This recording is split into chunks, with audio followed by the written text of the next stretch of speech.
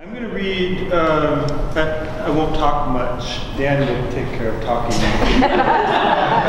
But my poems are long, and in order to be able to read more than one of them, I have to dispense with conversation. So I apologize. I would love to talk to you afterwards. The first poem I'm going to read is a new one called Geometry. I'll read a couple from my book, To the Heart of the World, and I'll read one more at the end. Geometry. The earth has a curving structure which permits the roots of the jacaranda to sprout and blossom as a shrub, we would say, holds angular relation to its soil. If we could hold the vantage of the horizon, say, or of one in space who looks back at the planet with sadness because the geometrical properties of bodies in relation to one another are more exact, say, or more exacting, or more tender and loving in the definition of their terms than the terms a body uses to establish, then articulate, then defend its difference from other bodies. The face of the dying man from the jet plane that carried his son to a distant country to speak to him once more before he died. The cresting, falling, flattening gush of water across a frozen field from the white fox caught by the foot near the winter-stripped brambles.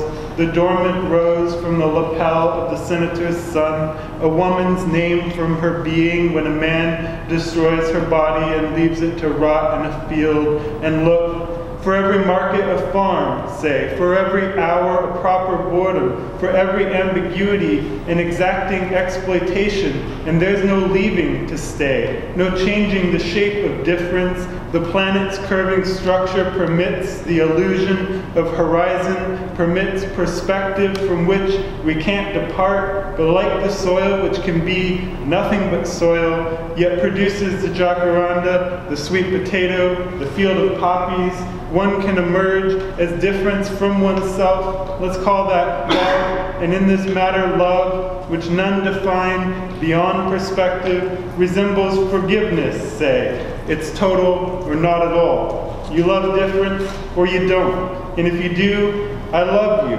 And if you don't, I love you. The difference in our blood is full in our different bodies and full in the soil that binds me to this blood, this body, this planet.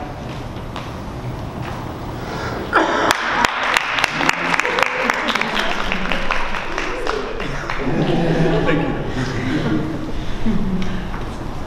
This one's called To Blank, and it's the only one of the poems in here that's addressed to somebody without a name in it. And I didn't know at first who it was addressed to, but I decided that it was the universe. To blank. You step outside and collapse. You're practicing the art of recklessness. February, hardly eating, sleeping less. You don't need a theory to transfix you with vision. Clairvoyance can't distract you from radical breath. On Fridays in whimsical costume, you attend every funeral in the city, and from each, you text me a picture of yourself with the corpse. It's as though grief were a kind of theater. It is. And these weird transmissions broadcast from the cavity of your skull an image of the future, unfurling from the fertile core of the world, which seems for now to be located in your body. It's been years since the alphabet felt like a set of magic ciphers, since ritual made my body a wound. And so on this axis I place a series of thresholds, a scythe and a threshing floor, a deck of cards, a cache of salt, the city's oscillating edge, a horizon, an open vein, a superhighway aimed at the ultra-deep field, and you, seed and extent, deafening spiral, spell. Now why would I ever leave you alone? Given this shimmering adequacy of touch, given this gush and the velocity of its rinse, but if burial by light is what's coming now, it is, wouldn't you rather undress? Wouldn't you rather hold your breath too long to know what that's like and hear in pain's quiet passage into the body something, a column, the dark projecting beam, splinter from this immensity of light? Into my own nightmare, into your roving ceremonial fire, I've introduced that thread I carry, my death, between my teeth. That thread, the cause of the grimace I swallow in a downpour, hauling my ancestry past the ridiculous piles of the fruit vendor and the coconut slicer's elegant water, while the purse hawkers scramble for cover under the bridge, and you laugh without delicacy. That thread I carry, my fertility, between two fingers, while I lift my fork to introduce into my body fig, gnocchi, prosciutto, burrata, while I plunge my mouth enthusiastically into your vagina. You have woven it into a pillowcase embroidered with bulls and goats walking in an autumn thunderstorm, and I don't even care. I wasn't born to unravel needlework. That thread I carry, my protostar, between I and I, just the thought of hydrostatic equilibrium makes my elbows revolt, my throat, my larynx, and coccyx, and lower intestine, but forward, forward, my knees of all things, and my arches, but how will I stand? All separates, nothing convenes. I've grown through all your spirals, I've centered your rings, and this must be it. This must be the instant of main sequence. I'm not sure how I feel about the one, but I put it in the book. Gotta read it sometime. What does it say? You know, what does it say? To Daniel Grossberg.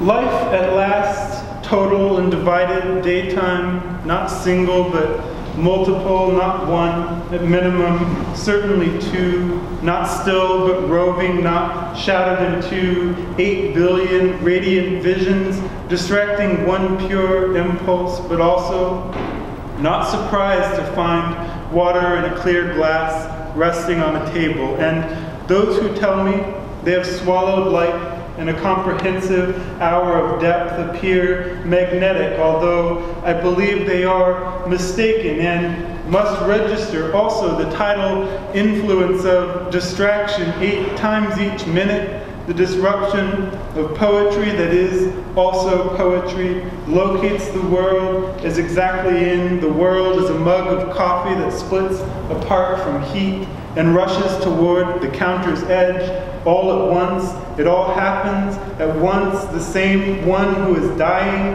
is most fatally alive, and between these verges and circuits of futurizing grace exists a violent polarity that drives most people berserk. And on this sentimental arterial, this road out from my solar plexus, I feel like a giant eyeball loose that, in seeing everything at once, destroys itself. And this is only one road, feeding 3 others at the 4-way, and only one city, leaving out Guatemalans awakened from various sleeps and walking to buses or supermarkets, and Albertans warming coffee and oats, Cambodian journalists reading one another's bylines, the epidemic of mass incarceration, stagnant and vibrant academic departments, papaya trees, libraries unfolding like stellar fields, the maps of which can be seen by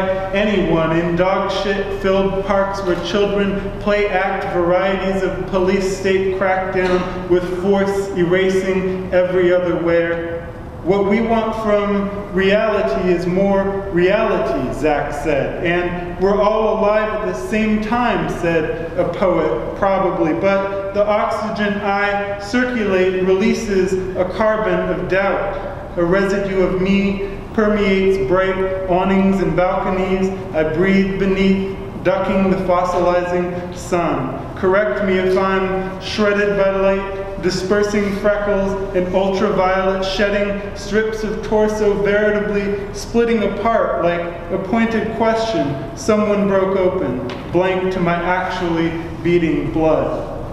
In profane spaces I never sleep. In sacred spaces I also can't sleep. It's all this chatter I love completely. Heart, air shaft, red-brown, electric, skyline, breakwater, spray. to love one cockroach dropping down to my forehead, and at the same time 3 lamps dissecting the technology of my face. Give me 3 more seconds to feel the injected dose discharge its lexicon in me. Give me 3 more seconds validated by skin and the brominated vista here to distribute this totality of light. I've lost all my darkness. Just 3 more seconds. If I could feel universe ovaries, if I could love infection burning out my bladder, my marrow, my brain, parasite-rich mulch pile against the fence, parasite-rich degree of afternoon. I'm not dead. Tomorrow can't strike my skin at 3 o'clock. Can't bury my chair in pomegranate seeds on the sidewalk I love. Too much body in a body, eating up the city. Too much tracing the reef of impulse imprinted on my pericardium, converting fuel of my now not fuel toward an incandescent body set to ignite. Good health, fractures around me, hard struck and personal, but it never splits clean. It never shatters itself completely for my benefit. Give me 3 more seconds to begin again, to begin with the noise in my own veins, my arteries lush with days of sugar, days of light, unanimous days of rhododendron, with lingering sickness and ambiguous periods of contagion. Photographs of the moon in phases, grains and nuts and cadence, with Mercury in retrograde, with meticulous ladling of sauce, with weeping and empty libraries and tremendous vinegar everywhere, with soft power economies, geodesic interiors, with dissolving spheres of influence, and with revolution balanced by revolution and again revolution, with traveling back from some outpost and with speaking from one at all moments, with public apologies, with private recantings, with the unpublished anthology of advice, every life is at a distance, the insane wish to live all days and to be all people, with the incomplete desire for completeness and disruption at the exact same time, the impossible need to annihilate the self in others, with the wish for others, the wish for an other, for a face, and then a second face, and then a perfect raincoat and a series of puddles, a gutter, a pattern of awnings, the narrow street, clutter of available food, festival, pricing, contact, rhythmic between bodies, the shape of the street extending from the wish for a street out into the city, beyond the city's shifting edge, beyond the city.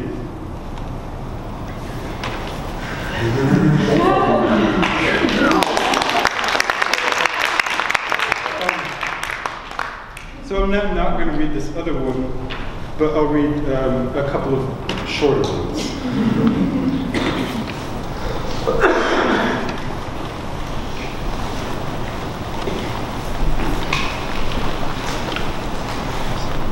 This one is to a friend of Dan's and mine named Nico Alvarado, who lives in Colorado. It isn't like you find your way in rooms your friends have left, still cresting with their laughter years ago. It isn't like in a backyard filled with men and children you think you see someone has died, what you might still call God or a ghost or illusion, but it isn't like you can ever understand what fills your willing arms outside of money with no regret. And outside there's rain, so it isn't like you see through trees dark and close the girl's face in the train window passing, lit and looking out. It isn't like that, not now. But anyhow, again you flood with longing, with love, you always will, lifting from the garden a radish, from its coil the hose, from its mirror the radiant night, and all the melancholy songs you sing to your children. Hush, Cecilia, your son's all right. It isn't like there's nothing pure as death to give repair, and we fall to sleep. The sound of rain and radio decay grown clear around the edges of our lives. It's not repair, though you know I think it's there. We acquire music.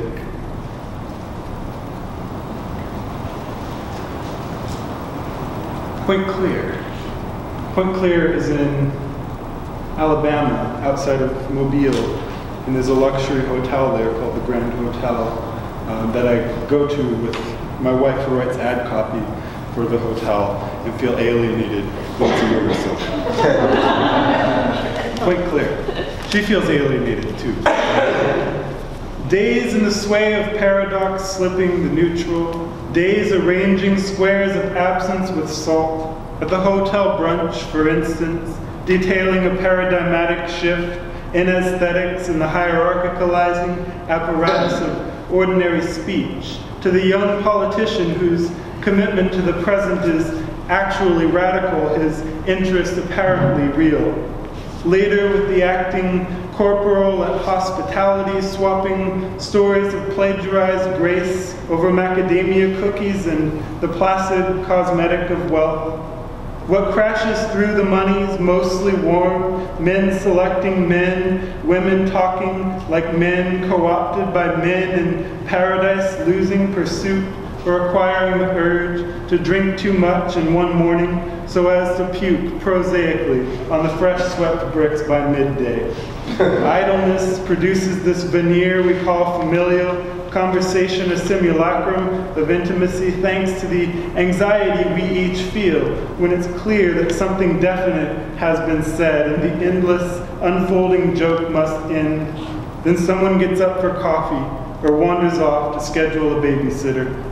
As anything viewed from the distance of a passing superhighway retains a sheen like celebrity, punctured only by the billboards which deliver us reliably into our own lives, life curates a sense of us, fearlessly roaming a nowhere between, not lost in placeless place, and seemingly bound for a nearness that vaguely describes itself as vanishing. If it's hopeful to hope without hope, then yes, we're still hopeful. If the tone is nearly always elegiac, it's a mark of something, that we're not what we are what we're not, or simply have grown older hour by hour and are kind of concerned about how traffic will be tomorrow on the drive back. It's bath time first, then snack, then vitamins, then singing songs until they're all asleep. We'll be back by 10. Number if you need it's 504-247-8291. Within, tremendous gift, deserving none. Good night, goodbye. Sorry for all that wasn't ours but held its delicious sure within the texture of our kitchen conversation. Cicada prominent on the wall and crawling behind a scab of paint beneath this shifting skin of expectation. You can call the number. It's my pocket. One more really short one. As soon as I find it.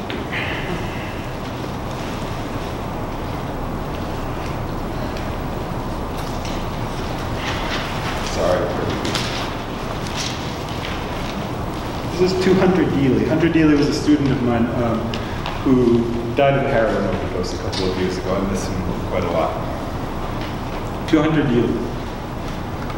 What consoles me, what causes me, even now, to be hopeful, is the image of Earth's final, enduring silence. The reddening planet, mostly metallic, flows in magma, quiet and flush, with speed as it is absorbed by the chromosphere. First ablation of the crust, then the mantle, vaporized, then a last push to the heart of the world, and all music, and all weather, and all love I harbor and distribute at last will have been properly without meaning. At most, a brief expansion of light from a dying star, and yet among all of you to have been without meaning. Thank you.